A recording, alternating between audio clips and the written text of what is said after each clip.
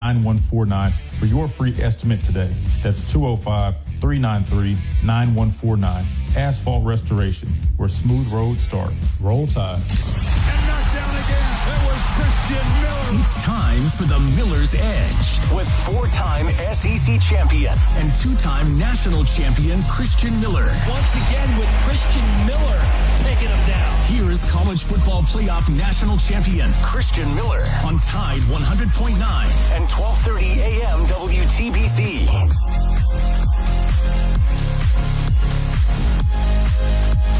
And welcome into this Monday edition of the Miller's Edge. Tide 100.9, 1230 WTBC. Hope you guys are doing well. Hope you guys had a great weekend, ready to talk some football, specifically some Alabama football as we continue to wind down. Less than 2 weeks away, Chase. Kind of crazy to say that. And college football technically is officially back, by the way. Week 0 is this week, and we'll be able to watch some games this weekend. Now, we'll talk about some of those games as we prepare to talk about Alabama's first game coming up against ECU next weekend. But I'm fired up, man. I'm looking forward to it. I mean, of course, NFL's been back. Preseason's been going on. Been fun kind of keeping up with some of the Bama guys and just really just some of the games in general. So looking forward to the NFL season as well. And, yeah, man, football's back. So we're all good over here. Hopefully you guys are also all good over there. Quite a weekend for Alabama football, Chase. We officially have a starting quarterback for 2026. We're going to talk about that because we didn't get a chance last week. Remember, we finished the show Friday expecting an announcement coming soon. We had been talking about all the reports coming out. Remember, Chris Lowe, good friend of ours here on the show, had put out that report 5 minutes before the Tide took the field for scrimmage number 2. And he basically said to fully expect Keelan Russell to be named starter coming up very soon. And I wouldn't be shocked, Chase, if that kind of got the ball rolling a little bit because we also reached out and confirmed that was going to be the case. And, of course, that announcement ended up coming, I believe, was it like Saturday morning? I ended up putting up a video here on our channel, on our YouTube channel at The Miller's Edge. If you guys haven't checked this out already, make sure you guys do that. It is growing. We've got a lot of great content coming your way. Of course, we do our live show here Monday through Friday, but we also will be posting extra content, just like my breakdown of what it means for Keelan Russell to be named starting quarterback. So if you guys missed that video, go check it out. Of course, we'll be talking about that today. But we got that news Saturday and blew up, right? Everybody is elated. They're excited, Chase. Kind of interesting because we all knew that was a very real possibility, but it just seems like the announcement itself just held so much weight, not just within the fan base, but even on the national level. I feel like a lot of people now have turned their attention to Alabama, maybe giving them a second look. I don't know. It seems like something that's a little bit different. We'll talk about what this new era means because it is, in fact, a new era, right? The Ty Simpson era is done. We've been waiting to see who is going to be the next man to take over. And anytime you're at the University of Alabama, especially a quarterback, all the attention is on you. So right now, Chase, all the attention is on Keelan Russell. And the good news is, if you go back to any of these interviews that he's done, back to when he committed to Alabama, this guy is not lacking confidence. And I don't think any stage is too bright for him. That doesn't mean he's not going to have some growing pains and some rookie mistakes. Fully expect those, and those will be there. I mean, that's pretty much 100% guaranteed. Anybody would have those come up when they're first getting their feet wet or getting their first few starts. But that said, Chase, this is a guy that said he plans on winning national championships. He plans on winning a Heisman. I mean, this dude, he's ready for the moment, in my opinion, at least from a mentality standpoint. And since being named starter, Alabama, in fact, did have a practice, somewhat scrimmage over at the stadium on Sunday. And that was, I believe, his first practice since being named the starter. Guess what? He hadn't slowed down. If anything, things have picked back up. There's already been reports talking about some of those connections. I told you guys on the show Friday, watch out for the Keelan Russell, Ryan Coleman-Williams connection this season. I said that I expected it to be a big one, and that was already showing up Sunday in that practice/scrimmage that they held over in the stadium. So get used to that, folks. Now, again, I'm not saying things are going to be perfect. I don't want to jump the gun, but Chase, it's hard not to get excited when you're talking about a quarterback as dynamic as Keelan Russell, who has officially been named starter. A guy like Ryan Coleman-Williams, who we've known has been one of the most electric players in college football. At least he was a 17-year-old, had his sophomore slump last year. But we've been talking on this show back since the spring. This guy should be due for a big junior campaign, right? Number one, he's more mature. He's older. Number two, as a competitor, as an athlete, I can speak from experience. I've been in his shoes. when you don't live up to your own standard, it's one thing to let other people down. That doesn't feel great. But when you let yourself down, there's no better motivation, in my opinion. And I feel like that guy has just put his head down and gone to work. And he has been phenomenal through fall camp. And just thinking about those two and that connection, of course, all the other, skill guys and playmakers in that wide receiver room, I'm expecting some big things out of them. But I really feel like it's going to be an exciting year watching those two guys work. Definitely expect some growing pains. Don't expect it to be perfect, but just the potential that pair has, Chase. I mean, I don't know, man. It's giving me some flashbacks to some other quarterback receiver combos that we've had around here that were just, I don't know, very electric. So hopefully that is the case. So we're going to talk about this decision of Keelan Russell named starting quarterback for Alabama, at least for week one. And the reason I say like that is we all know, right? No starting position is locked and cemented for the rest of the season. I mean, things can happen, things can change. And we also know how highly this staff regards a guy like Austin Mack. He thinks very highly of the young man. As Kalen DeBoer, we heard him in the Alabama decision video that they posted. If you guys have Alabama, you probably have seen that video. If not, I'm going to play a little bit of a snippet from the video. Again, I don't want to play the whole thing because it is their content and then it requires subscription. But I think we'll be okay playing about a minute or two, just going in on his answer of why they came to that decision to go ahead and name Keelan Russell the starter. I'm just going to give you guys a heads up. You can clearly tell by the video, man. It probably was a little disappointing for Coach DeBoer to make this video. He cares about Austin Mack. He spoke so highly of him in the video and really kept reiterating. This was not so much of, one guy not playing well or necessarily losing it because of how he performed. It more so was just another guy really just stepping up and just offering just a little bit more. But at the end of the day, both guys, they feel extremely confident. So we'll hear a little bit from that video. But then, of course, we also get Kalen DeBoer in his press conference today that he will be addressing the media here shortly in about 10 minutes or so.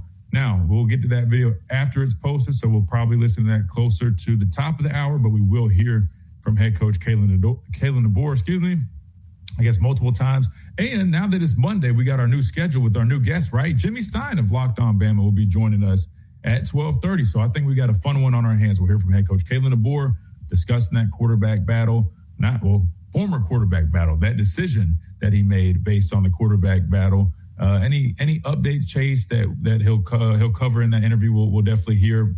Still got some battles going on with the offensive line, right? Left guard, right tackle, those really being the main ones remaining. I think everybody else is pretty much penciled in. I mean, even right tackle, I would say Javen James is probably close to being named a starter there, but probably a little bit of a short leash situation. Wouldn't be shocked if they continue to watch Nick Brooks develop and see kind of how he can contribute. And then at left guard, it's an interesting one, Chase, because you've got Mal Waldrop, who's had a great camp. They speak so highly of the young man, his communication, his physicality. He's really, come along very nicely in his development. But you got Will Sanders, who many people have penciled in as a projected starter for this season, a guy that was coming off a little bit of an injury, a little bit of an operation in the spring, finally now getting his footing back underneath him. And you can tell he's starting to return to his old self, right? And he's been doing some really good things as of late during fall camp. So that one's an interesting one. The good news is if you have two guards that you feel are starter caliber players, that makes you feel really good about your depth. And maybe if you do, in fact, need to shuffle things around, whether it's due to injury, lack of performance, whatever the case may be, you got a first man up in Will Sanders or whoever that might be. That is a starting caliber player. So definitely taking a look at that. And, of course, some of the other battles that are going on. Linebacker position, still trying to figure out the solidified, two deep. We expect there to be multiple guys rotating in there. I think we have a pretty good idea on that. And I'm not sure we get an official depth chart before week one.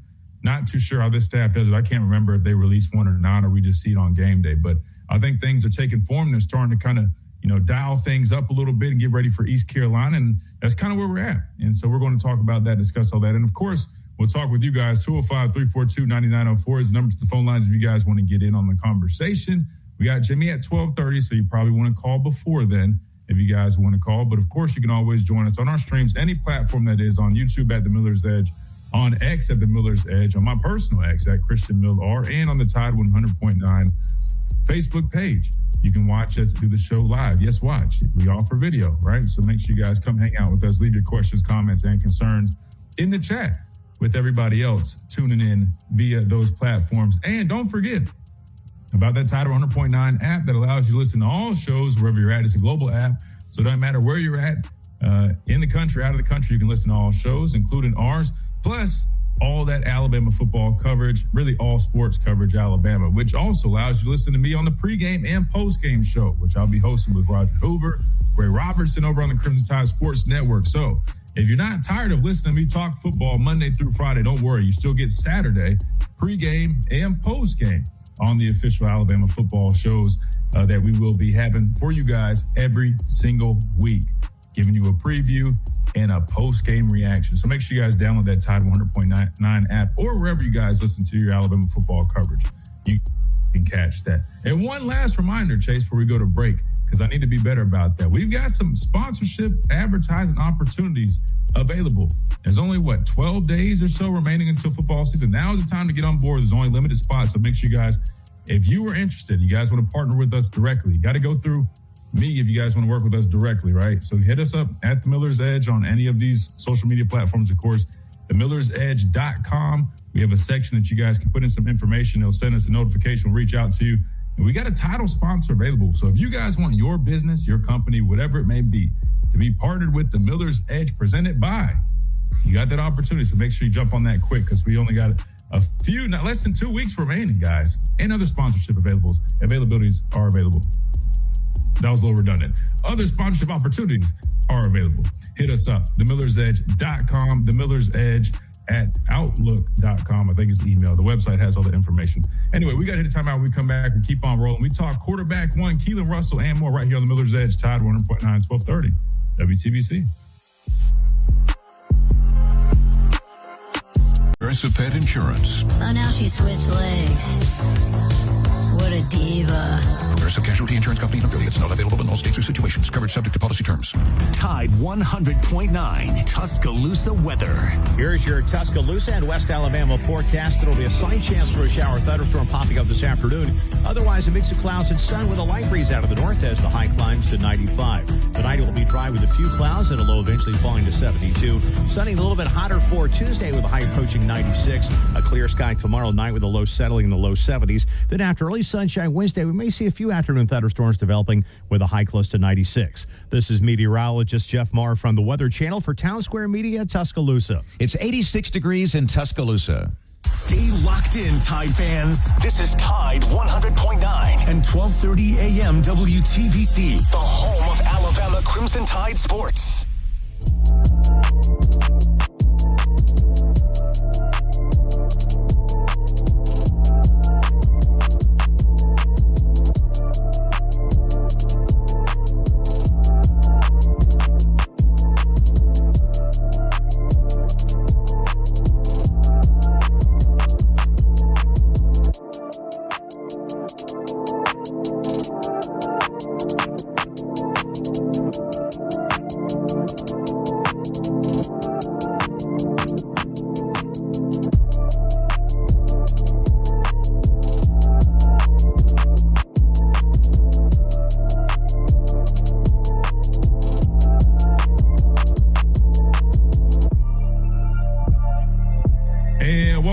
Into this Monday edition of the Miller's Edge, Tide 100.9, 1230, WTBC. We got plenty to talk about.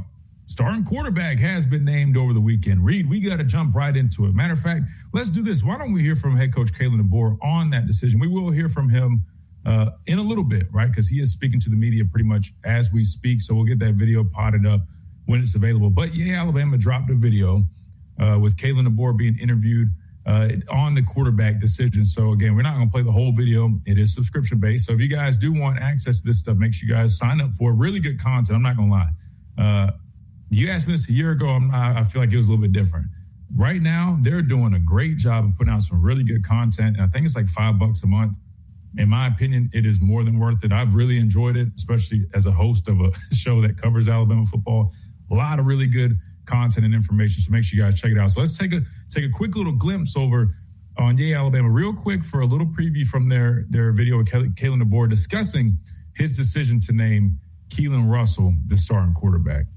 You mentioned those progression points that you were looking for throughout fall camp. What were those progression points that ultimately gave Keelan the upper hand to get this job? I guess I want to preface answering that question with we have two quarterbacks that we legitimately feel good about going to battle with.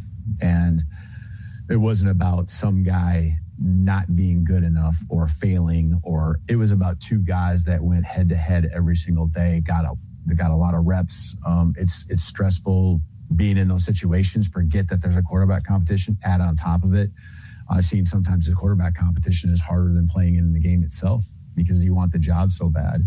So it prepares you for some big moments that might lie ahead. It's not the same, but there is an added pressure that has been on these guys, this entire time going back to the spring. And this is going to, again, I want to make sure everything I say about Keelan doesn't mean that Austin isn't capable. But what you do get with Keelan, and I think that's how I'd like to kind of say it, is you get a guy that can, first of all, throw the ball, and he can put the ball, and when you got to throw the ball and have that ability as a quarterback in our offense, you recruit receivers and skill players to get the ball to them. And so the trigger man's got to have that ability, and he does. And he's got a presence. Again, I'm just going to say those two things. Austin has those same things, but he's got a presence about him. He's really grown in his command of the offense. And along with that, he's also grown in his ability to take care of the football while balancing that with the opportunity and ability to have explosive plays. And he does that with his arm. He does that with his legs. That's what's made him special. That's why we recruited him in the first place. We saw that. And he's just continued to grow, and so, that's probably in a nutshell. There's more things, but he's just, and again, it was tough. It was a strong competition. It was a battle, and I'm proud of how both guys continue to stay focused on trying to be better themselves. Mm-hmm. And I really, truly, we talked about, you want to win a battle because the other guy pushed you to be your best, not because another guy failed. And I think that's truly what happened here. So there you go. You want to win a battle because that guy pushed you to be your best and you ended up just beating him out, not because the other guy failed. And that's exactly what we got, I would say, Reed. I mean, both guys did some really good things during fall camp, right? I mean, both players were able to move the football, make plays, and showed reasons why they both could potentially be the starting quarterback. But at the end of the day, it was the sophomore out of Texas, former number 2 overall high school recruit, Keelan Russell, that has earned the job, at least for week 1 against East Carolina. So what do you get out of Keelan Russell as your starting quarterback? Explosiveness, I think, is one of the biggest things that we can point to, right? I mean, Coach DeBoer had alluded to it. I mean, when you talk about both these players, they both can move the football down the field. They both can pretty much do a lot of the things that you want out of the quarterback position that you feel confident in. But there's just something a little bit different about Keelan Russell, and you can kind of hear him alluding to it without trying to put Austin Mack down, which I get it. But that explosiveness, Reed, something that this offense has been lacking. I talked about in the video that I did over the weekend. If you look back at the last couple of seasons, I mean, Jalen Milroe definitely has some explosiveness to him. He could drive the football down the field deep, but he did struggle with some consistency, especially in the short and intermediate game. He could definitely do it, but the consistency was more so of an issue. His legs definitely were his strong suit and added that explosive element. But again, his passing ability, there was a little bit to be desired with at times, right? Ty Simpson does a nice job with command of the offense, can definitely, throw the football well, and he has sneaky athleticism, but we lacked plays, over the top, right? We couldn't really take the top off the defense, right? His deep ball was not the greatest, at least in terms of the numbers and his ability to connect with guys consistently. And again, there's, reasons for that. I don't think it's because he just lacks arm strength. I think it was a number of issues, poor protection, right? Could have been, the drops that we've seen, from last season. I mean, a number of things, but still, this offense lacked that explosive element, Reed. And with Keelan Russell, you have the beauty of having it in both of those places. He led with his arm talent, and rightfully so. Don't get it confused. Like, Keelan Russell is a phenomenal athlete, has that wiggle to him, that shake and bake. He'll make you miss, right? Especially when he's in open field and he's running and, leaving the pocket, or if it's a quarterback design run. I mean, he's explosive in that nature. But it starts with his arm talent. I mean, this dude has zip on the football. I mean, you watch him, he can drive it from the opposite hash, with no problem at all. Beautiful deep ball. The way it comes off his hand is just so smooth.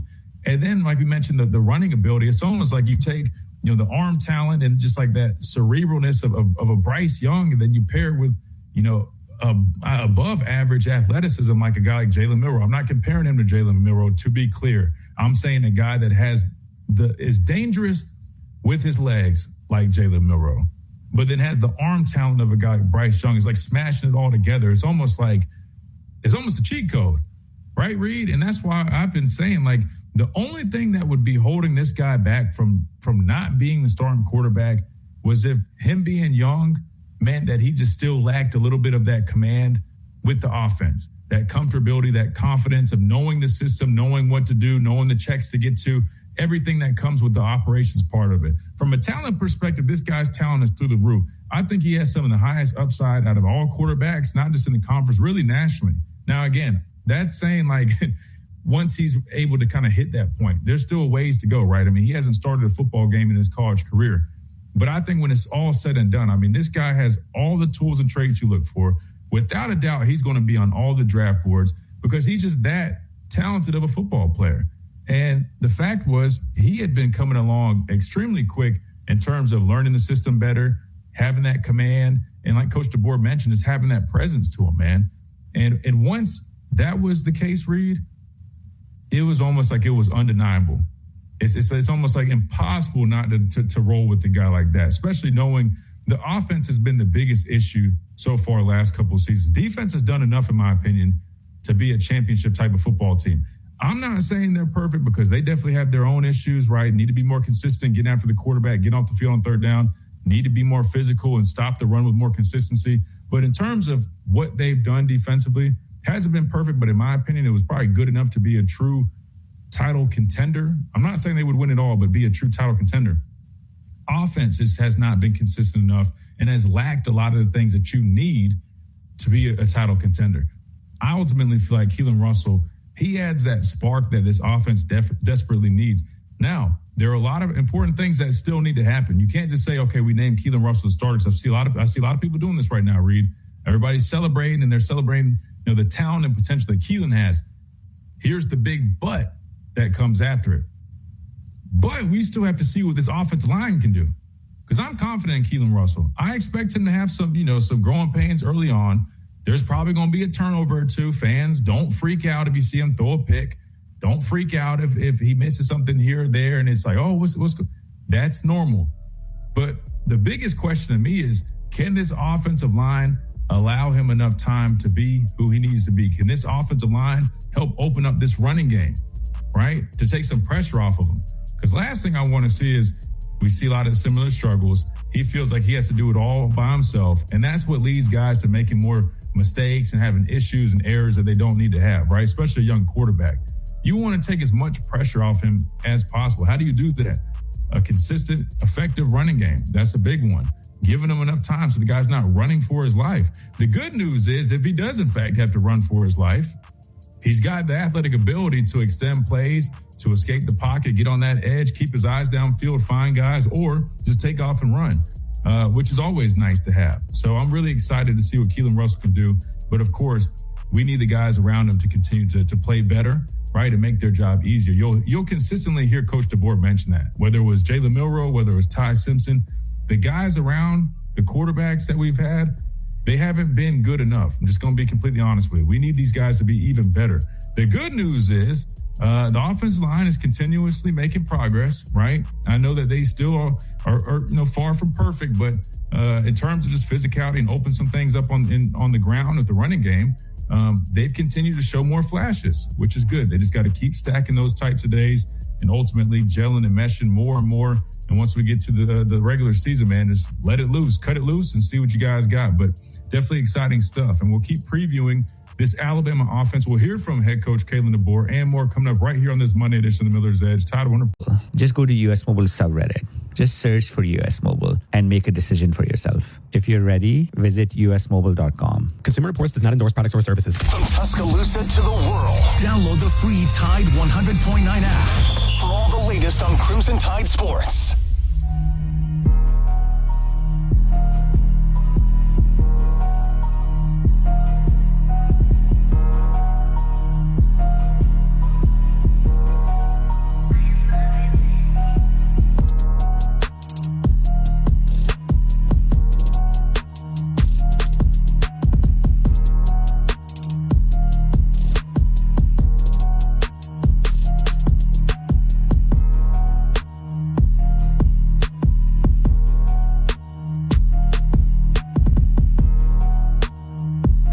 Monday edition of Miller's Edge, Tide 100.9, 1230 WTBC. Just finishing this answer to this question we got in the chat. Really good one from Christian King.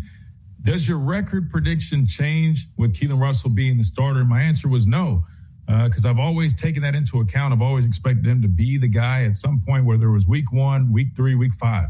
I always thought he would be the guy. I've said that since spring. I felt if you want your best chances this season, it's got to be Keelan Russell, and I just didn't feel like there was a way they wouldn't play him at some point. So that does not change. The news does not change my prediction at all. If anything, I've always been more concerned about the offensive line. Whether it was Austin Mack, Keelan Russell, that's going to be the most important ingredient. How good can this offensive line be? Can they do their job well enough to take enough pressure off of the quarterback so then they can flourish, get the football to those playmakers, do their job at the highest level possible? That's the most important thing to me. Is the running game going to be better? Can they protect better? Can they be consistent? That's ultimately what matters. So if this was what will change my prediction, and unfortunately it's going to have to probably come a few games in. And we get a few games into the season and those growing pains aren't as big or as lengthy as I thought, and I'm seeing this offensive line click and get better and better, and I'm saying, hey, we can have a similar process to maybe Georgia. The difference is I feel like Georgia already had like a lot of true talent in that room. They just were young. This group, I'm not saying we don't have talent there, because we definitely have talent, but I don't know if I would necessarily. I mean, Georgia recruits a lot of really good offensive linemen. That said, they were young. They got better. They got more experience over the course of the year. And by the end of the year, they were a much better unit than they were at the beginning of the year. That's the goal for this unit. And if we can do that and have a similar trajectory, that will make me feel much better about the turnout on this football season, personally. So I would put more stock into the offensive line, Christian, than I would whoever just was named the starting quarterback, if that makes sense. All right, let's see what else I know we got Smitty on the phone lines. I want to get to him in a second, but I'm going to read some of these questions. That way we give Smitty plenty of time. We'll get to when we come back from this next time out. Question from, I guess, is that Ty D or Tide? Either one. Anything new on the availability of Kroll and Rodgers? So let's give an update on Noah Rodgers, Reed, because I don't know if you saw, but it was interesting. They dropped the practice photos from yesterday's practice in the stadium. And sure enough, and I don't know if they were intentionally doing that to kind of show off a little bit, like, hey, man, don't forget about this guy. I don't know. I mean, but they dropped the photo. And in fact, I was kind of shocked. I was at first, I'm like, oh, that's probably because DJ Lee wears 5 as well, correct? So I'm like, hey, maybe it's DJ Lee and they're going through drills. He just high point the football, whatever. But no, sure enough, it was Noah Rodgers. So that being said, I don't have like a specific update. I'm not going to act like I talked to Jeff Allen, because that's not the case. But I can tell you the fact that this guy is already practicing, and not just practicing, Reed, because it's one thing if you're off to the side and you're moving around, you're doing some ladder stuff, you're doing some footwork stuff, just shirt and shorts, you're at practice, but you're not really practicing. I mean, this guy has what appears to be shoulder pads on and his helmet. Right. So, I mean, this guy, I'm not saying he was getting team reps. I fully doubt. I don't have confidence that he was out there getting reps during team or anything. But he's clearly doing individual drill. Right. I mean, that's not off to the side. I mean, that's literally him in these drill. So I would say the timeline, I mean, and Coach DeBoer mentioned this. He's been ahead of schedule. This is really impressive, Reed. I mean, because just in April is when he went down with that knee injury, and it's been, 4 months? I mean, like 4 months in a week? Like, I understand modern medicine just keeps improving, and Jeff Allen is, like, the best in the business, but, I mean, like, these knee injuries are almost turning into, like, high ankle sprains. I'm okay, that's a little far, but you get the point.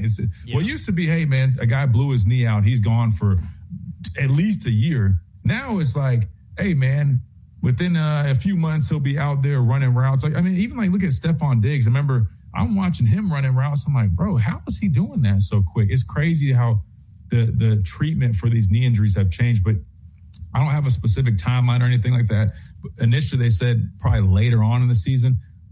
I wouldn't be shocked if he's back, like practicing. a little bit earlier than we anticipated. I don't know when he's fully clear, but I also want to remind people, remember, just because you're clear doesn't mean you're like 100%. You're cleared to play, but that doesn't mean you're still 100% with the explosiveness and all the things you had prior. That still takes a few more weeks, if not another month at least, of getting back into full speed action to get your body acclimated, get your mind confident in its ability to go out there and do its job without risking anything. So that is something to remember. The good news is these young receivers have been stepping up, but that's very positive news because this guy was one of the most consistent back in the spring, right? Transfers in from NC State, a guy that was like a former 5-star, really high recruit coming out of high school.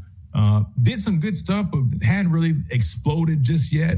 And I don't think anybody had like super high expectations, with them coming into Alabama out of the transfer portal. Definitely expect him to contribute. But everybody kind of felt, okay, you got Ryan, you got Latia Brooks, probably see, Rico Scott and some of these guys step up. Then Noah Rodgers getting there. But during the spring, Reed, he was arguably the most consistent wide receiver. So for him to be back, I think is really big. I've said this before. I don't know how big of an impact he still has this year. I think he's going to make an impact at some point when he's back. But I just know how this thing works. Just like you guys saw, Will Sanders got hurt. Mal Waldrop stepped up. And now Will is kind of fighting an uphill battle, trying to get that spot. He's doing some good and he's making some progress. But once somebody else kind of gets in that spot, sometimes it's hard to really fully take it back. And when you're looking at Rico Scott, who's had a good camp, Derek Meadows, who's really come along, he's had a really nice camp, Sadarian Morgan, he continues to impress as a young guy. It's hard for me to see Noah Rodgers in 2026 just coming back off that knee injury and really overtaking any of those guys. I think he'll be included and involved, but I mean, with the way those guys are progressing, I don't know if I see him fully taking over his previous spot, if that makes sense, Reed. I think he'll be included, but I don't know if he'll fully overtake it. Maybe, 2027, it'll be a little bit different story. Any thoughts on this, Reed? Yeah, no, I think it's a great sign to see, but I think you emphasized the point that I was thinking specifically is, like you said, even if he is cleared, he is still going to have that hesitation initially because he is going to remember that injury, remember how that felt. And so there's not going to be that like immediate quick step. There might be a little bit of a hesitation just initially, right? Just because he's just going to – that's kind of just the mind itself, just having an anxiety of like, re-injuring it. But once he gets past that phase and gets back fully healthy, I think this was a great sign. And when I saw it, I was actually very intrigued. Yeah, I mean, listen, 4 months, right? Roughly 4 months, and he's out there doing individual drill, like helmet, shoulder pads. Like, I think what was initially probably later in the year, his estimated timetable, I wouldn't be shocked if it's closer to that midpoint, right? I feel like he's probably a few weeks ahead of schedule. If I had to guess, again, I'm not Jeff Allen, nor have I talked to him personally about this, but I'm just saying, kind of the timeline that is given to me is he's probably a few weeks ahead of schedule. Last but not least, Kroll, I don't have a personal update on that. I will say they expect him to be ready to go week 1. But here's my thing. He's missed so much practice time. I would not expect I expect him to be available week 1, barring anything that comes up. But I don't expect him to have a huge workload week 1. I expect him to play. I expect him to contribute. But the reality is, when you've got, Daniel Hill, right, who had that transformation, he's lost some weight, he's done some good stuff. Of course, they trust him. He's arguably the most experienced in that room. Kevin Riley has also, looked nice this fall camp. I feel like people have kind of forgot about him a little bit, but don't forget, I mean, Kevin Riley is a good player. He was the one that earned opportunities last season when no one was really expecting it. He's done some good stuff this camp. And of course, the dark horse, Trayshawn Brown. He continues to impress, right? Every opportunity he gets, he impresses. So I'll take you into the mind of a coach. We love E.J. Crow. We know this guy's explosive. We know what he can do, but he's a true freshman that's missed a lot of time. I really hope that he's taking advantage of the mental reps he's getting. What are mental reps, you might ask? Mental reps are what we call when you're sitting on the sideline and you're not participating, whether you're just not in there because you're not in for that series or you're out injured. It's you getting the call and you're watching, right? You're taking mental reps. You're saying, all right, hey, we're running duo right here. This will be my read. And you're watching it and almost envisioning what you would do or how you would do whatever you'd be doing if you were in there. So hopefully he's been taking advantage of that. That said, it's hard for me to see the coaches just say, hey, he's available week 1. Now, if he was like a 2 or 3 year guy, Reed, that's just been banged up and you know he's your guy, he's available week 1, we're throwing him in, and that's one thing. But we're talking about a true freshman that has not played a snap yet. I don't see him going from injured all camp and all spring pretty much to being like running back 1. In fact, I would probably say he's probably at best maybe running back 3 going into week 1 if he's healthy. At best, just being honest. But then I definitely see that changing as the season goes on. He gets healthier, more reps, all that stuff. We got to hit a timeout. When we come back, we take a call. We go to the phone lines. We hear from Smitty. We keep on rolling on this Monday edition. We'll hear from head coach. Providing essentials like clothing, hygiene items, and household goods. Put help within reach. Learn more at good360.org. Do you have cracks or potholes that are dragging down your property's appeal? Hey, I'm Christian Miller, and at Asphalt Restoration, we transform driveways and parking lots with expert repairs, new paving, or resurfacing. Fast, durable, and family-owned quality that you can trust. Don't let small issues turn into big expenses. Call 205-393. The Crimson Tide, sold in stadium and at bars, restaurants, and stores near you. Must be 21. Please drink responsibly. From our home base in Birmingham, Alabama, we are here treating patients from every generation across the United States and from around the world. We're here for the rookies and the dreamers trying to make a name for themselves. We are here for the achievers who are resilient and won't take no for an answer. We're here for the coaches, athletic trainers, and mentors who are shaping. This is what happens when you don't sponsor your job on Indeed. Next time, get matched with quality candidates with Indeed sponsored jobs.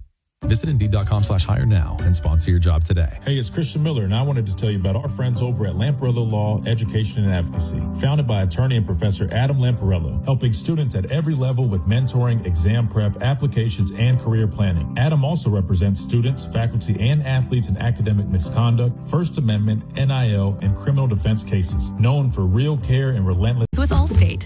Not available in every state, only applicable for new auto insurance business. Rates will vary by several factors, including how you purchase the policy. Potential savings vary. Allstate North American Insurance Company and affiliates, Northbrook, Illinois.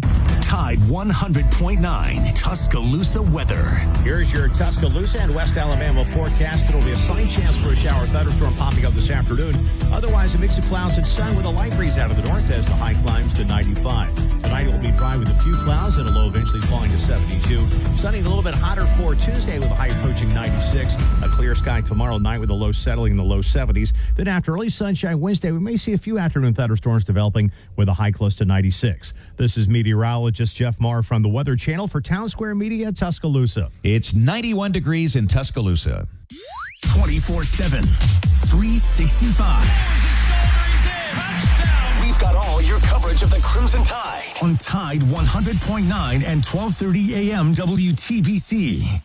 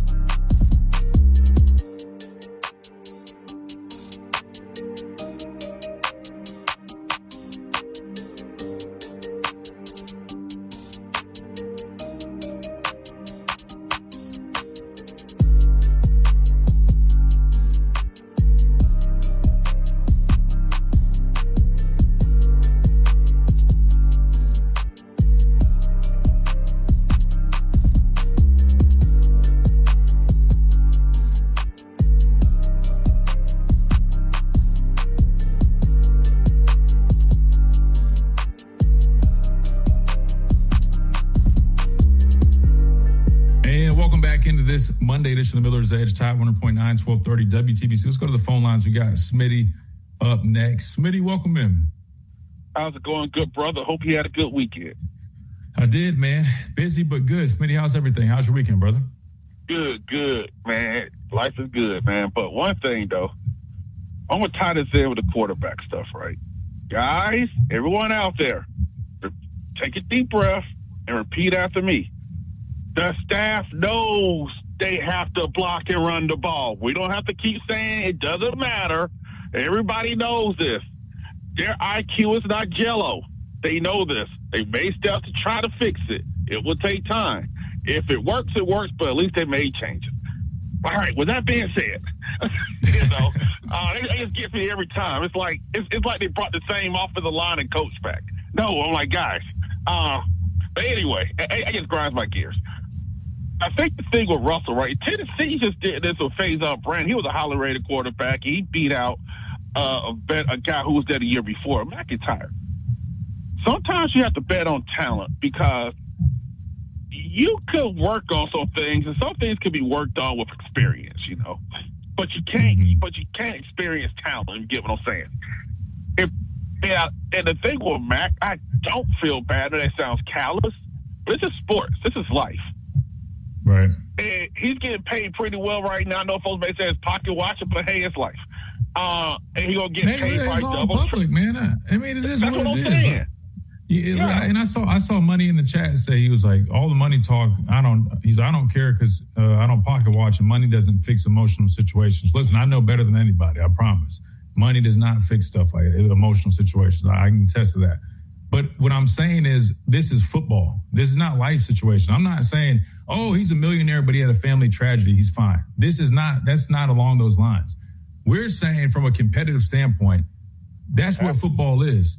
You know what I mean? That's what all sports are. You know that you have to compete, right? Like, that's part of the job. All I'm saying, I'm sure this is what Smitty is saying, is like I gave the Jalen Hurts example. Jalen Hurts was a multi-year starter, only lost 2 football games, and then lost his job and was getting nothing. And was sitting there and just had to wait, right? And wasn't going to get paid to go transfer after that. He just was betting on a better situation to give him an opportunity to play. We're talking nowadays, if you're a backup quarterback, you're making 7 figures and still at the end of this year can go get paid another 7 figures, $2-3 million, and go play for another top program, have a good year, then go get drafted. Like, that's just the reality of the situation. It's life. Yeah, man, he may get 4 or 5 the way these teams are spending on quarterbacks. Yeah, and that's why I'm like, hey, you know what you signed up for when you go to schools like Alabama and Georgia and stuff is competition. And to me, that's a good sign for the players that, hey, if I compete, I may get my opportunity, just like with Mal Waldrop and William Sanders. Hey, you get hurt. Hey, you was a younger player at one point. They put you in. You come to take that spot, You ain't say, oh, I'll just keep the seat warm. No, you want that spot. And, right. and that just happens like EJ Kroll. Hey, you've been hurt, and I hope everyone's hurt get well, but that's just the way it is. And I think with Keelan, though, the talent, right? And I think what people got to think about also, he may have the talent also to make his offensive line look better than what it is. That he could probably move in the – people think it's his legs is running. No, it's actually moving in the pocket, buying time in the pocket. Because there are a lot of times that the offensive line loses the battle, but the quarterback a lot of times get the ball out quick, maneuvers in the pocket, may make somebody miss, and no one gets sacked and everybody's happy, right? You've seen that in your playing days. And I think now you got the clock with team matched up. He will be a returning quarterback at 27. Every offensive lineman at 2 deep can't come back. Now we know all of them ain't coming back. It's the way the system is. But your starters may come back the next year. So you got growth of all of that and the other young players on the team. And I like the decision because, hey, Coach wouldn't let his emotions get involved. That's a hard conversation to have. When, like, Coach Saban had that tough conversation with Hurts, he knew he loved that man. And remember, he came in for 2 of how emotional he was when Jalen Hurts stuck with it and won that game for y'all. Right. And I just think that those are the hard parts of the job, but he didn't let his emotions get in the way. The guy was, like, Keelan was obviously better. And it happens. You know what you signed up for. If you don't want competition, play at Georgia Southern. Just being real. And can I speak on these players trying to come back in the 5-5 rule? Go ahead. All right. If you get cut from the Browns, that says a lot. I'm just being real here. They stink. But the issue is we can blame the NCAA all we want. It's up to the coaches to not take these players because now you backed up your clock now in the NFL. And the older you are, the less likely they want to give you big money. And what if you get hurt in college? Or what if you didn't graduate because you had 3 schools? Those are a lot of things that people didn't think about. But, hey, I'm excited for the new quarterback. I think he'll do a good job. And I'm just ready for football. Start talking about this other BS that's going around. Hey, you guys have a good one. Yes, sir. We appreciate you, Smitty. Good stuff as always. Hey, real quick before we hit this top of the hour break, don't forget about our friends over at Lamprello Law. If you guys need any type of representation, you find yourself in any type of criminal situation, or you just need some help, somebody to represent you in a high class manner, man, check out Lamprello Law. Lamprello-law.com is their website. They also do academic misconduct, NIL situations. Of course, we know how important that is nowadays. Plus, high school, college, and graduate students, they offer a career in academic planning, subject matter mastery, exam and test taking preparation, all that good stuff. They offer at Lamprello Law Education and Advocacy. So make sure you guys check them out. Lamprello-law.com. Adam claims if you were an Alabama fan, he said, I think it's like 100% discount, Reed. I'm trying to figure out if I'm doing the math right on that, because I'm like, I think that means free. So, I mean, listen, hit him up. Again, I want to be clear. Maybe we need to make sure that's what he's saying. But I do know for a fact, if you're an Alabama fan, he will take great care of you. Also, check them out on YouTube. Lamprello Law is their channel. They offer free legal advice. But I'm telling you, Adam is the man. They're super cheap regardless. And that's what really helps people out, man. And you'll get a guy that's going to go to work for you. Now, listen, I've used Adam. Adam has helped me with a number of different things. He's helped my dad with a number of different things. And I'm just telling you, man, he is reliable. He's a fighter. And who doesn't like stuff that's affordable? So check them out, especially legal stuff, Reed. That's very expensive stuff. Adam's doing it for very cheap at Lamprello-law.com. All right, we got to hit the top of the hour break. When we come back, we keep talking some Alabama football, but we will hear from head coach Kalen DeBoer, who spoke to the media following today's practice. We'll listen to that interview right here on the Miller's Edge, Tide 100.9, 1230, WTBC. WTBC Tuscaloosa and W265CG Tuscaloosa, a Town Square media station. Tide 100.9 and streaming on the Tide 100.9 app.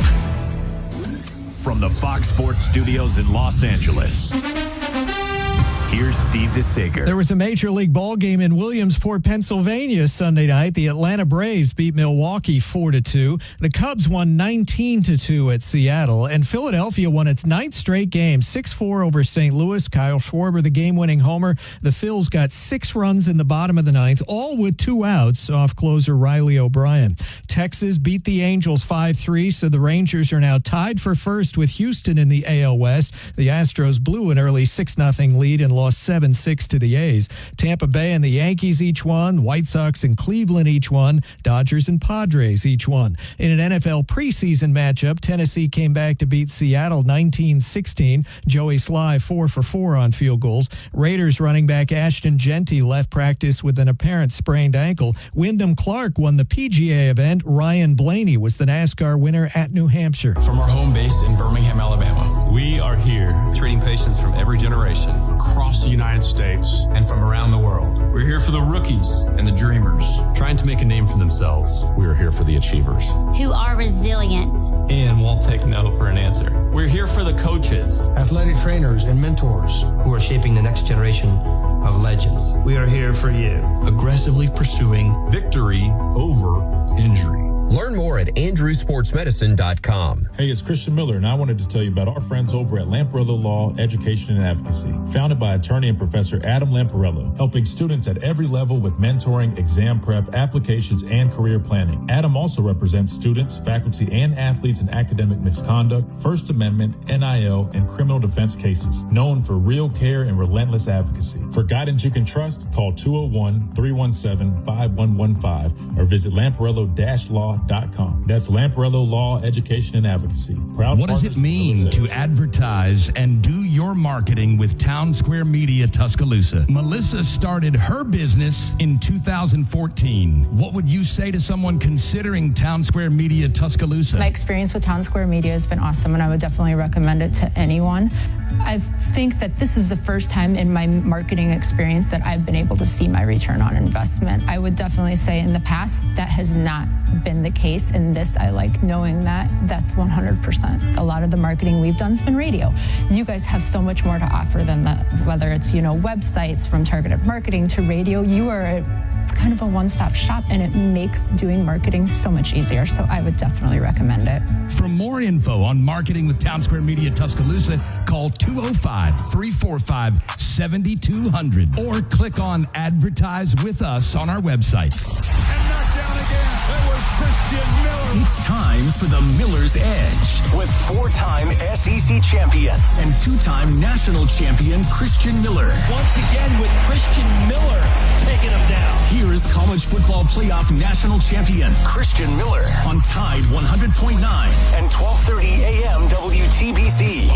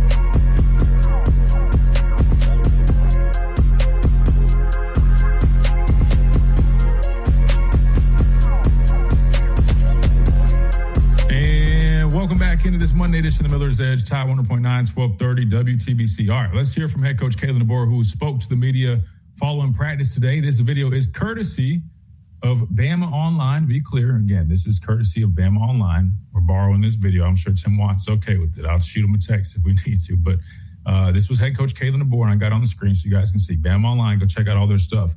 We're borrowing this press conference from today. And don't forget at 12:30 here in just a few short moments, we will hear from Jimmy Stein of Locked on Bama. So let's listen to head coach Kalen DeBoer, and then we'll respond to it. Then we'll get Jimmy on here and get his thoughts on everything that's gone on over the weekend with Alabama football. Without further ado, here's head coach Kalen DeBoer.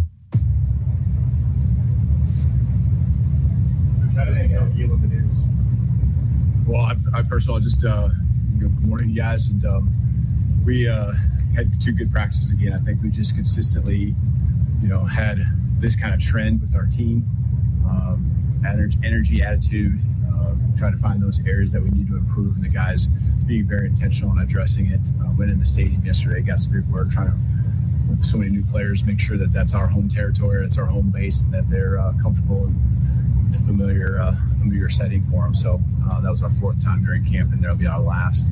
But today, just a ton of situations, and it's really for a lot of those times that are the end of the moment, end of the game types of things, and you got to have quarterback, offense on the same page, but then the defense can see what an offense would do against you. And we were great in those moments last year, and so we had a great mindset going in, a lot of learning, but it was still a physical practice because that's what we got to make sure of this week, that we don't drop off a year ago. For different reasons, some injuries, just other guys getting excessive reps because of injuries, just the speed of things tailed off about this time. And, we just want to do everything we can to make sure that that doesn't happen. Our guys, again, are being very intentional. How did you tell Caleb this? Yeah, well, we've always, I guess, and I don't say always, because there's been a lot of meetings with quarterback competitions. I think there's been 12 or 13 I've been a part of. But I like to do it where they're both together. And so both guys are hearing the same thing. And Coach Grubb and Coach Ellis and myself, spending that time with them and just making that an ultimate then. I think the thing I really want to tell those guys is that the way they've handled this point would hopefully be the same way they handle it moving forward. They've done it with class. I've seen, I really haven't been a part of it too much because I think we've handled it well over the years as a staff. And then again, the integrity of your players in the first class, just kind of how your guys are as people, the character of your guys. I mean, I think that's what sets it, because behind the scenes, they could be saying their things and doing their things with their teammates. And that's not the case with these guys. They kept it about the competition. And if anything, they supported each other above and beyond. And I'd expect that to be the case, and that's what it's looked like here these last 2 days. What did Keelan do to win the job? Well, I think, first of all, I'll just preface that every time you say these things about one guy, it feels like the other guy is not that. And we have 2 elite quarterbacks in my mind and 2 guys that you can go to battle with. I am extremely excited, though, with what, to answer your question, what Keelan can do, with this offense moving forward and what he brings to the table. Again, just focusing on Keelan's part, and what I think he's continued to do is he's continuing to feel comfortable with offense, the command of the offense, the execution. He's done a better job at the more and more reps, as you'd expect, taking care of the football, balancing that with the ability to still be explosive and not be too conservative. And so, I think both guys grew in those areas, but I'm just really excited to see what Keelan can do with the offense moving forward. So basically, like we just were saying, Reed, I mean, we already knew the playmaker that Keelan was. You can hear what he's saying. He's grown so much with his command, his confidence in what he's doing, the execution piece, protecting the football, all those things. Like that was really the only thing standing in his way from earning that job. And the fact was, going back to spring, all the way up to fall camp, he just kept improving and improving all the way to the point where they felt more than confident in handing him the keys to being starting quarterback for Alabama Week 1. What kind of progress have you seen from Noah Rogers and just his recovery? Noah's had the chance to get on the field the last few days, and going back to the spring game, A-Day, when the injury happened, the timeline that he was on and where we expected, he is much ahead of that. And that's a tribute to his just like mindset, his positivity from the time he was diagnosed. He was still up here and, just was not going to let it deter him from continuing to move forward and make the most of every day he could. And he's done that. Our team just celebrated him being back out here and moving around. He's not doing team drills or anything like that, but he's making a progression, and he's much ahead of schedule from what we originally thought. What is next for Keelan in terms of development, and what do you want to talk about? It doesn't stop now, obviously, but what do you want to see from him? Yeah, I think, the reason you like the timeline, and again, I wasn't married to it. You got to make the decision when you know you're ready and feel good about it. And Keelan, now gets a chance for a couple weeks to work with, for the most part, the same set of guys. And I think that, just chemistry that you got to have with your skill guys, and communication with your offensive line, and that trust with the offensive line, the more reps, the better. And so I think that's part of it right now. But just keep going in the direction and the intentionality that he's had with all the things I just mentioned that he's improved on. Coach, how have things settled at left guard and right tackle? Left guard and right tackle. Javen has taken most of the reps at right tackle, but Nick Brooks continues to do a really good job of pushing hard, and he's a really good football player too. And so that competition will still always be there, but Javen has taken most of the reps there. And at left guard, Mal would have, especially the first part of camp, because Will had to work into things with his just modifications. Mal took most of the reps, if not all with the ones, and Will's been able to work in there more. So, there is competition. Will can play guard and guard, and so he takes some reps at both spots during the course of a practice. It's been a message to us for this. I just want to comment on that remark he just made. Will playing both guard spots, Reed. That's really important. Here's why. You hear at right tackle, they've got Javen James.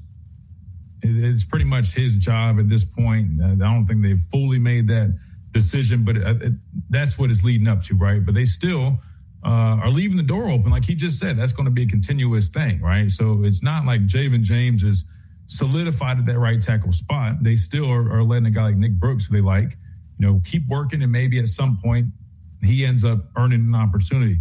However, the reason I wanted to chime in real quick is when he just mentioned Will can play both guard spots. What that tells me is, number one, more than likely the offensive line is going to be Racing Delgatti at center, Mal Waldrop at left guard, left tackle, Jackson Lloyd right guard, Michael Carroll, then Javen James right tackle, at least to start week one.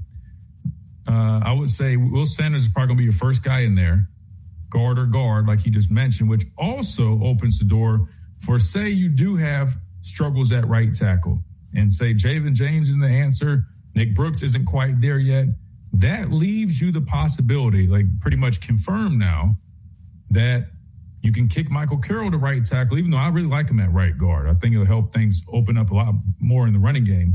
But if you needed that, that ability to bolster your right tackle spot, kick Carroll back out there, and then you can slide Will Sanders back in there, because clearly Will Sanders, now that he's been a little bit more of a full go participant, has been doing some really good things. And they also really like Mal Waldrop on that left side.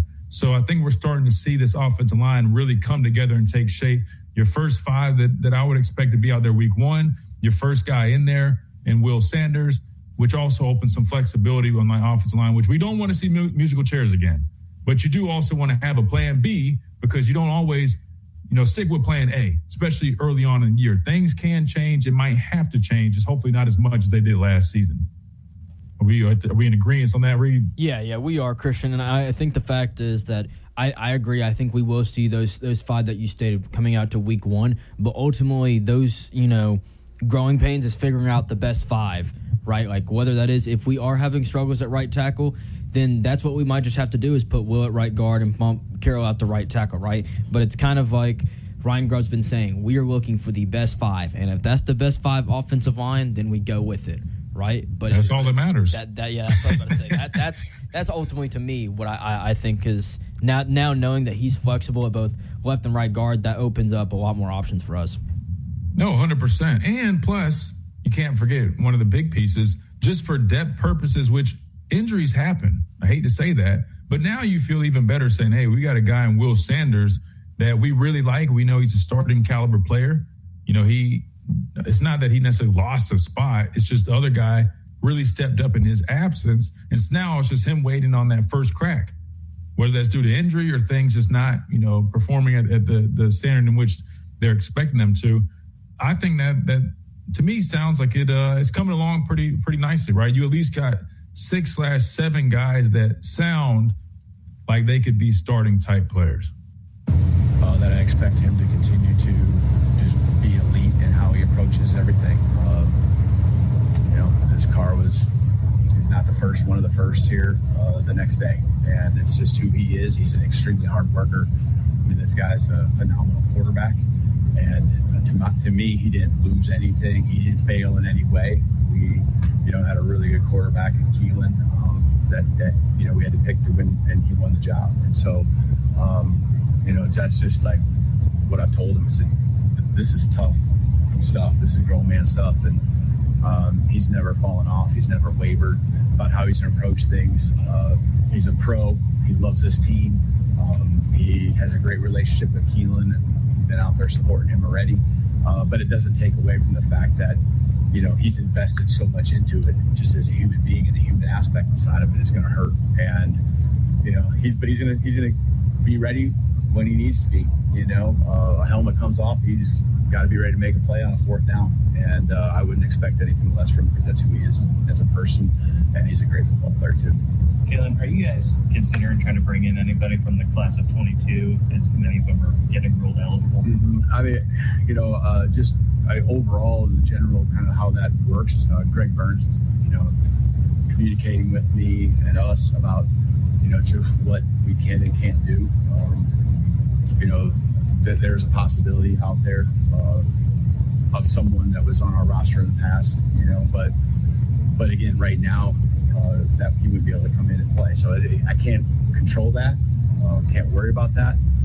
Just got to see how things move forward and progress. You just never know each day in the world we're in right now what tomorrow might look like. And so, we'll kind of see as we go. But I know there's a lot of conference and national just figuring this thing out, and Greg Byrne continues to keep me updated on everything. So clearly he's referring to former offensive lineman, what's his name? Cam Dewberry, who was with the Falcons, which according to Mike Rodak in a tweet, I think he got injured a few days ago in training camp. And I think maybe that's what Coach DeBoer was referring to, like he wouldn't be able to play right away, maybe. I don't know unless he was saying because the process in which he would have to get, because they kind of flip back and forth between the rules and kind of how they're going to go about this whole deal. But I would imagine if Cam Dewberry went to a local judge here in Tuscaloosa to get the temporary restraining order, the injunction that he needed to play, I'm sure that would not be an issue. I could be wrong because Bediako ended up being ineligible, but I think the situation is a little bit different. That's very interesting because we just talked about both guards, right? They like Mal Waldrop has been very impressive this camp in their eyes. Now, again, from what I've seen, I mean, this offensive line still is not a finished product. So you're not going to deny somebody that you feel like can make you even better, or even if it's just for depth. But I find it very hard to believe you bring a guy back for a fifth year from the NFL, might I add, just to sit there on the bench. I don't know. You know what I mean? So that's interesting. We need to talk about that. Maybe we'll get Jimmy's thoughts on this in a second. But he did just confirm that they're at least exploring the possibility of adding a guy that was formerly on the team. All indications lead to that being Cam Dewberry, because I think the other guys that would be listed, I think have had decent preseasons where I'm pretty sure they'll be at least on a practice squad or something like that. So that's interesting. Where do things stand at kicker and punter? Kicker is extremely competitive right now. I mean, I'll just tell you, I'm not afraid to brag on these guys. They both kicked at the end of a 2-minute period yesterday. Went back to back. I gave both guys a shot from 58. Both of them hit it. And I think I've told you guys, it isn't about distance. And yes, at some point they run, you're only kicking so far, but it was really no doubters when they hit it. And these guys are competing and they are battling, and they're, like I said all along, two extremely talented guys. And so that competition is still going.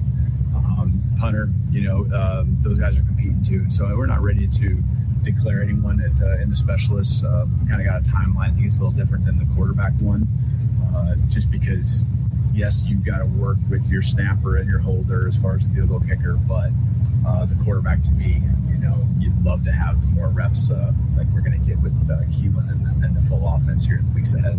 Kaylin, what is Keelan like as a leader, and what do you expect from him in that way? He's got great poise. There's production. He's going to carry himself and do the work.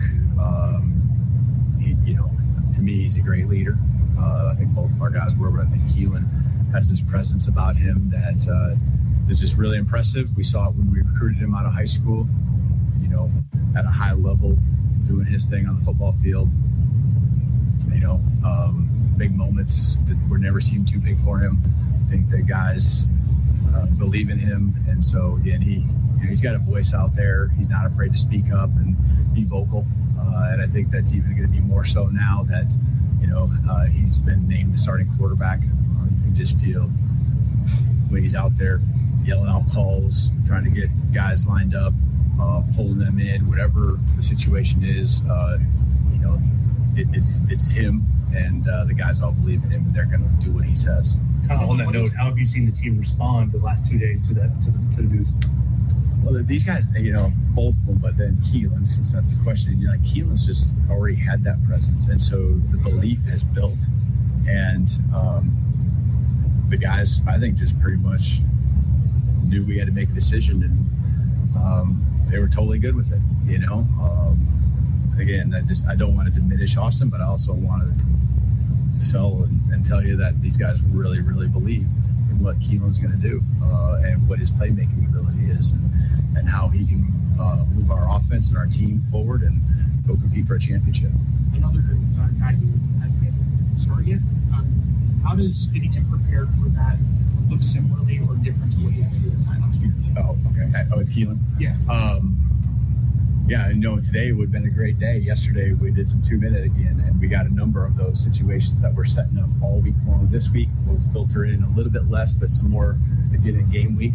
But today, the last part of practice, maybe not half, but the last third of practice was all these different scenarios that you're throwing at him, and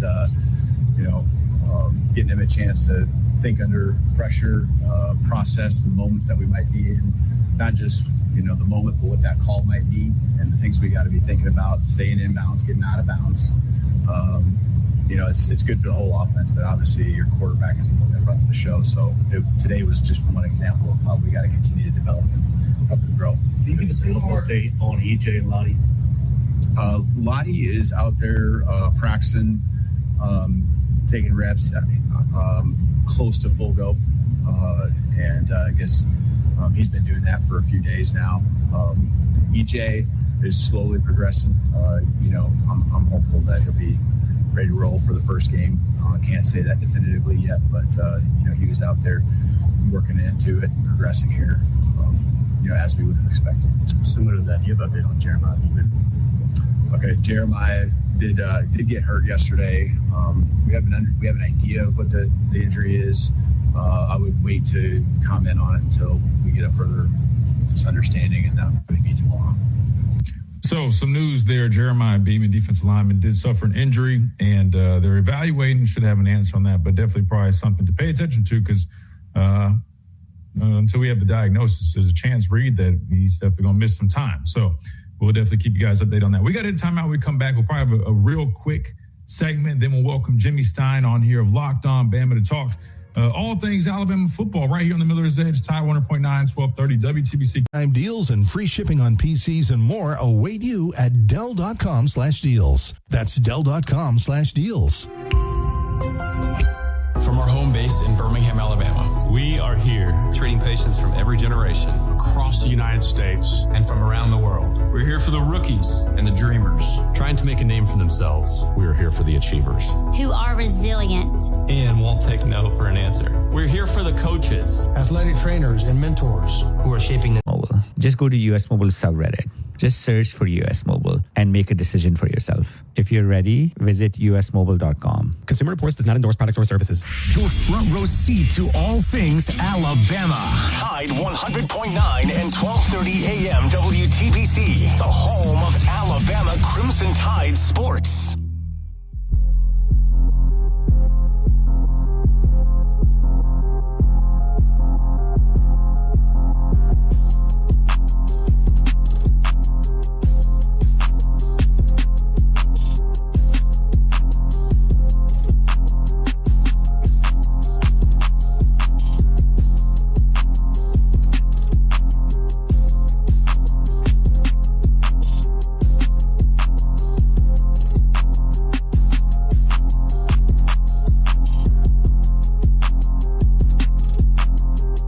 Into this Monday edition of the Miller's Edge, Tide 100.9, 1230 WTBC. We're now joined by Jimmy Stein of Locked On Bama, who joins us every Monday. Me and Jimmy were just joking around that, this is Jimmy's third appearance here, and it feels like he's already been on it. I mean, it's crazy how fast it's flying by, but we love it, man. You guys have really enjoyed it. So looking forward to a full season of having Jimmy on here every Monday.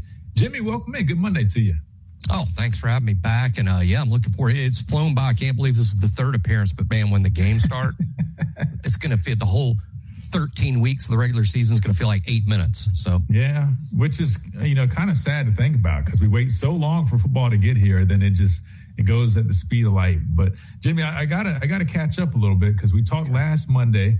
You gave us, your pick for the quarterback job. And you said, you had to, if you had to go with somebody, you would lean Keelan Russell. In fact, now we're sitting here. He has been named the starting quarterback. Just run us through kind of, your thoughts when you heard the news on Saturday, and what you feel like this means for this Alabama offense in 2026.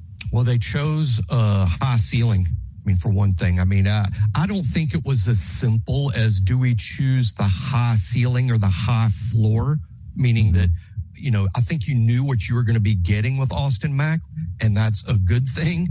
But Keelan Russell just has more ceiling than Austin in terms of, I know this from playing defense.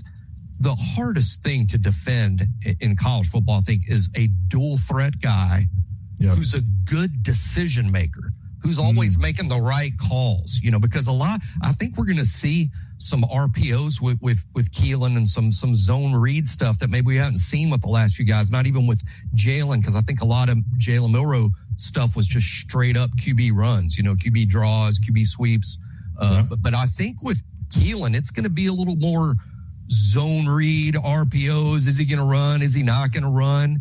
And when you got a guy like that that's very talented with both his arm and his legs, and he's a good decision maker, it puts guys in conflict on defense. It gets guys hesitant. Do I stay with my guy? Do I come up? You can't play a lot of man defense against guys like that. You don't want too many defenders with their backs to the ball when you have such a mobile threat and a guy that can extend plays like Keelan. It's not just that he can run around and make first downs with his legs. It's that he will extend plays with his eyes downfield. Those are the hardest guys to defend, and that's why Keelan has such a high ceiling. To me, Christian, it comes down to how good of a decision maker is he going to be quickly. Yeah, I agree. And I think, honestly, for me, it's, those decisions he's making and what that comes with is, he's not afraid to take chances. I watched him in these scrimmages. I mean, he's looking to fit that ball in some tight windows, and with that comes some big plays, but also there could be some moments where you're like, all right, we have to learn, just take what the defense gives you. We understand you can make the throw, but maybe this might be the better option so we can live to see another down. But I think once he works through those, Jimmy, I mean, you talk about that potential, and as a defender, you're 100% right. As an edge rusher, I would much rather face a guy who's going to just sit in that pocket and he's almost like a sitting duck back there versus a guy like Keelan Russell, who I know, even if I beat my offensive tackle, I then have to get this guy to the ground. And not only is Keelan fast, but he will make you miss. I mean, it was like when Jalen Hurts first got here. I mean, he had us looking silly on defense. I mean, he was juking us out of our cleats. And now you're talking about a guy that can really spin it on top of that. I mean, he has so much potential, and I'm just really excited to see what he can do again. Hopefully the offensive line can do their part and play well enough so he really can thrive, because I think, we were talking about this before we came on air, that if that picture comes together, that is when Alabama is going to be its most dangerous, because now you got a trigger man that has arguably some of the most upside out of any quarterback in the country. He's got time to throw. He's got a offensive line that's opening things up to create an effective and efficient running game that takes pressure off of him. And that's when you're really going to see him flourish. I like the skill guys we have. I think that Ryan Coleman-Williams connection with him, even Lancia Brooks, is going to be special. They had some big plays yesterday in the scrimmage/practice. I only think that's going to continue to develop from here on out now that this decision has been made. Jimmy, talk to me about some more updates just in terms of this offense. Now, Keelan's taking that role. We saw Noah Rogers back at practice kind of blowing people away that he's already, he wasn't just like on the side. Like, I've seen plenty of guys hurt working on the side. This guy was in his pads, helmet, and was going through individual drill. High pointing a football at that off of a knee injury. What do you make of those developments, and kind of what are your expectations, and how might have those changed now that you've seen Noah Rogers so ahead of schedule? Yeah, that was shocking. You get the Keelan announcement Saturday and a Noah Rogers announcement on Sunday, or at least in terms of the photo that the university released. Man, I'd say how good this guy was in the spring. I think a lot of your listeners, Christian, they're excited about maybe Derek Meadows, or they're excited about Rico Scott, or certainly excited about the freshman Sadari Morgan. Noah was ahead of all those guys in the spring. It's just a fact that this spring, Ryan, Lottie, Noah, those were the three top receivers this spring, and then Noah gets hurt, in A-Day. So there's plenty of reason to be excited about what Noah Rogers brings, particularly as wide receiver 3. We don't need to oversell it. Noah wasn't exactly wide receiver 1 at NC State for the 2 years he was there, but you don't need to ask him to do that here. You just need it to supplement and support Ryan and Lottie, and be kind of a third playmaking option, bring more size to the table than Ryan and Lottie bring. But it would be a tremendous development for Alabama if Noah is back this quick. Christian, I'm one of these guys. I'm an optimistic personality. I'm kind of, my glass is half full. That's true about me. But where I'm not so optimistic is when I see, the players get hurt. I immediately go to worst case scenario. When I saw Noah go down, I was immediately like, he's done. That's an ACL. He's out. I mean, that's just how I initially react to all the injuries. But so it didn't look good when it happened. But then, you poke around and you hear things, and then you hear, well, actually he's not out for the year, and it wasn't an ACL, and he's not out for the year. So I was thinking, wow, it'll be a big boost. November, maybe the stretch drive, you add a top 3 receiver, assuming he can bounce back. But then as the summer progressed, Christian, you were hearing more things like, hey, I think he's going to be back earlier than projected. I'm hoping for maybe now you get him into October for that crazy 4-game stretch that starts with Georgia. Maybe you get Noah back for that. But after seeing that photo on Sunday and a contested catch, not wearing the black jersey like you would have thought. I mean, I'd been excited if I heard, hey, did you hear Noah Rogers was riding one of the bikes on the sidelines I'd been excited to hear that. But no, he's out there in a crimson jersey, like you said, high point in the ball, contested catch. Now I can't help but be so optimistic that we might see him in September. Well, you made a good point about the black jersey thing. He did have a regular crimson jersey now, unless they've changed something since I've been. Black jerseys should still be a thing that indicates you're non-contact, you're kind of out of it. You'll go through some of the work at practice, but you're clearly limited. That's a great point. He didn't have a black jersey on, so I don't know. I said earlier I highly doubt he was getting team reps, but if you don't have a black jersey on, I mean, I don't know. I still don't think maybe he just didn't have them, but that's a great observation that you did make. I do want to ask you about another injury that came up here, but I want to ask one more question about the offense real quick before we go on to the other side of the football. Offensive line play seems like the offensive line, Jimmy's starting to take shape. It sounds like after they spoke to Kalen DeBoer after practice, Mal Waldrop, clearly had a really good camp and is somewhat kind of solidifying that spot. But then again, Will Sanders has really come along the second half of camp now that he's been a little bit more full go. But they also mentioned that Will Sanders is working both sides, left guard and right guard, which to me tells me, number one, you're developing some really good depth because you have a guy that is considered a starter that can play both sides now. So if anything comes up, he's probably your first guy in. But also, if he's playing right guard, that also means if there's some issues at right tackle, which there's been a little bit of inconsistency over there, you still have Michael Carroll, who played right tackle last year. Again, I like him at guard, but you want your best 5 guys out there.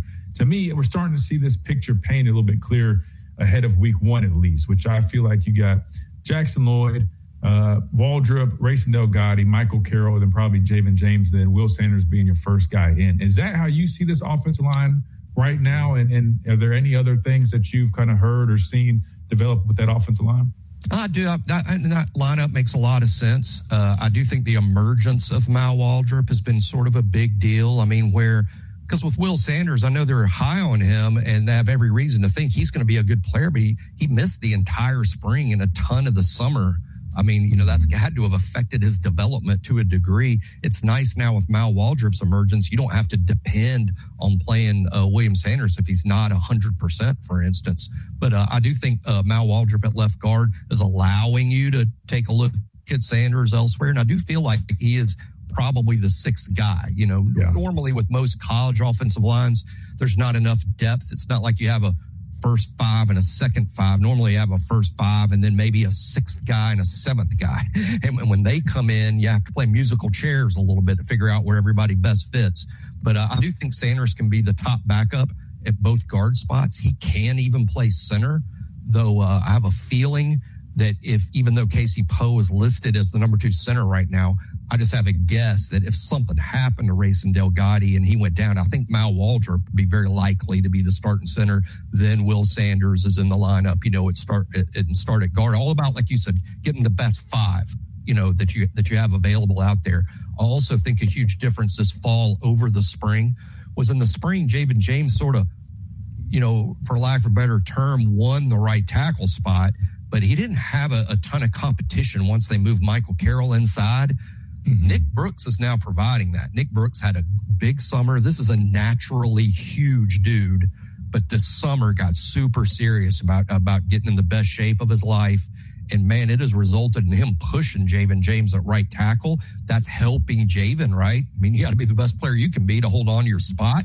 Didn't really have that in the spring, but now he's got that. So I think that competition at right tackle is going, a player will emerge there that they're very happy with. Right now, it looks like Javen James, but I won't be shocked in weeks 1 and 2, Christian, if they don't take a long look at both James and Brooks at right tackle, both Waldrop and Sanders at guard, and just see who's performing best in the games. As long as it doesn't turn into musical chairs like last year, Jimmy, that goes through week 8, 9, whatever it was.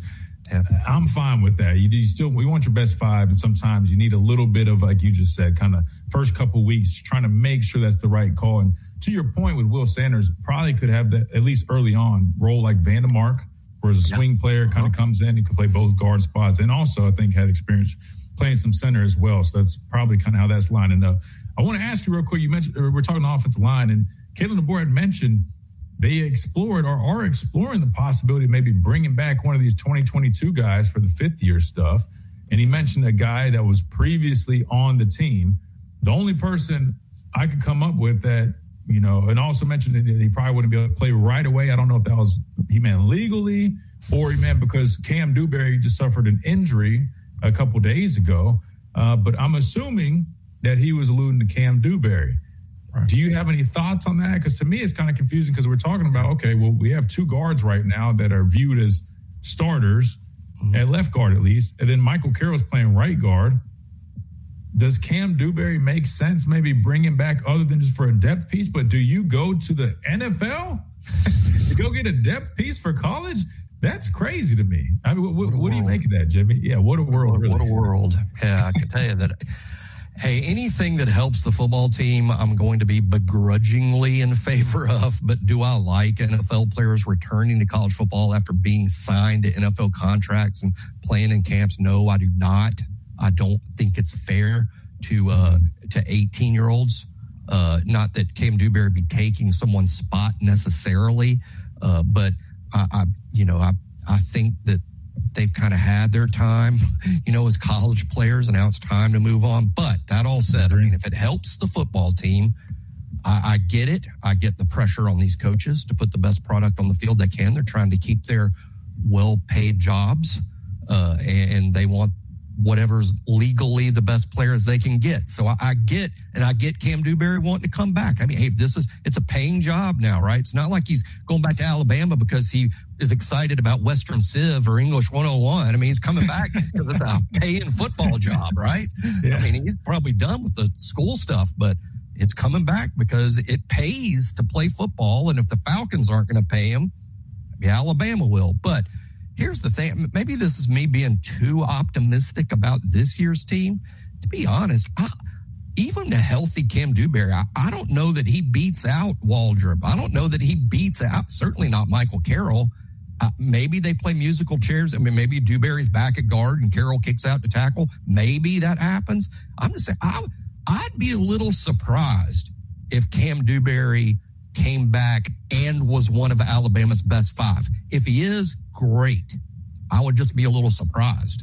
Yeah, and see, to me, if he was, say he played right tackle, and I know they have Javen James, but still, I feel like there's a little bit of an open competition still there. Like you just mentioned, he's not going to take Michael Carroll's spot, and they like Waldrop a lot, and they clearly like Will Sanders a lot at guard. I just don't really know how he fits in there, and it's like, is it worth bringing him back from the NFL to be a depth piece? That sounds crazy to me. I can't even. Coming back from the NFL is one thing, but if you're like, okay, hey, we're signing you to come in, you're going to start, boom, maybe. Yeah. But as a backup, I don't know. I can't really make that make sense. Jimmy, one last thing before we let you run. Jeremiah Beeman was announced to have suffered an injury, and it does sound a little significant, and it needs to be evaluated.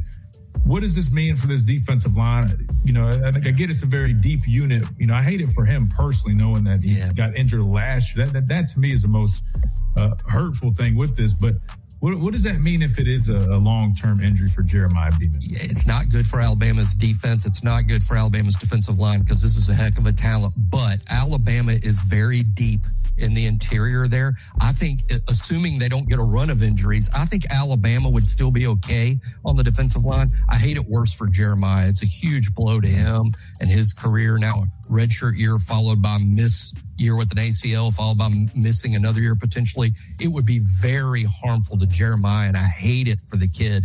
But I think Alabama's defensive line will be okay because they do have depth there.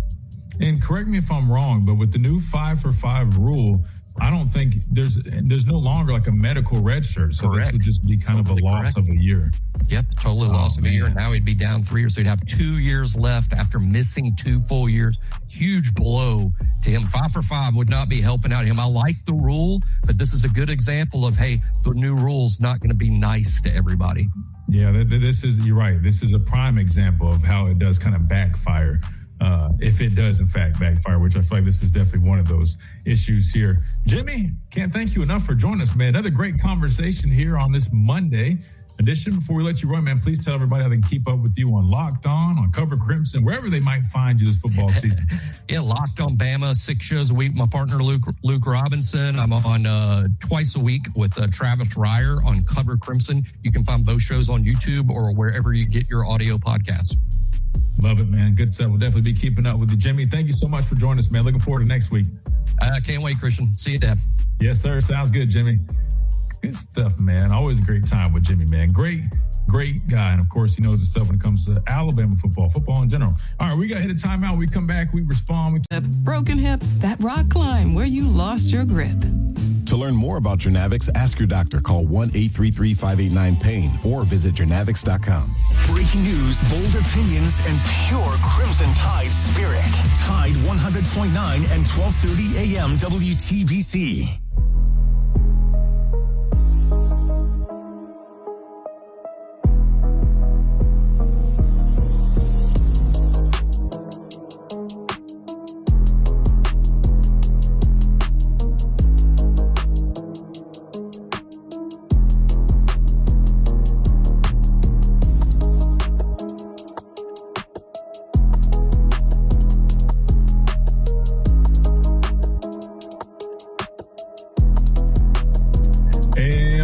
Into this, whoa, Reed, I almost said Friday. What am I on, man? This is nice. It's the furthest thing from Friday. It's a Monday edition, and we only got about a couple minutes left. Hey, real quick, while it's on my mind, man, don't forget about our friends over at R&R Cigars. If you guys are looking for a place to hang out and watch games, season 2703 Gary Fitz Street is where you can find them. They got the mansion down there. Wraparound porch is great. And, of course, they got the best humidor in the Southeast. And they also have over 160 bourbons for you to sit back and relax and sip on. Drink responsibly. And the cool thing is, if you guys aren't here in town or whatever the case may be, but you still need a nice steak, just go to their website, rnrcigars.com. Use code Miller's Edge. You'll get you 20% off of all your orders, plus free shipping if your order qualifies. Can't beat it. Again, that's R&R Cigars, the official cigar provider of Alabama football since 2014. That being said, that'll do it for us on this Monday edition, Reed. We heard from head coach Kalen DeBoer. Really interesting stuff coming out of that interview, I always say. We got to kind of discuss the decision on the quarterback battle, some injury updates, and more. Plus, tomorrow we'll be back for a Talking Tuesday. We'll have Clint Lamb from Bama Online joining us. And we'll also have a coordinator speak, and I want to say it may be Ryan Grubb. That's kind of the order. I think offense goes first. So we will hear from either Ryan Grubb or Kenny Womack. I think Ryan Grubb tomorrow. We'll listen to that. We'll break it down. We'll keep talking Alabama football as they approach their week 1 matchup against East Carolina. And get this, the breakdowns will be back because we need to start going and watching East Carolina. So I'm going to start pulling up some tape on them, watching them. That way we can get you guys ready for that week 1 matchup, Alabama, East Carolina, all that good stuff. Coming up right here on the Miller's Edge. So make sure you guys hit that like button on the stream, subscribe to all of our stuff on all platforms to stay up to date, and keep on rocking with us right here on the Miller's Edge, Tide 100.9, 1230 WTBC, all football season long. Hope you guys have a great rest of y'all's day. We look forward to doing it again tomorrow.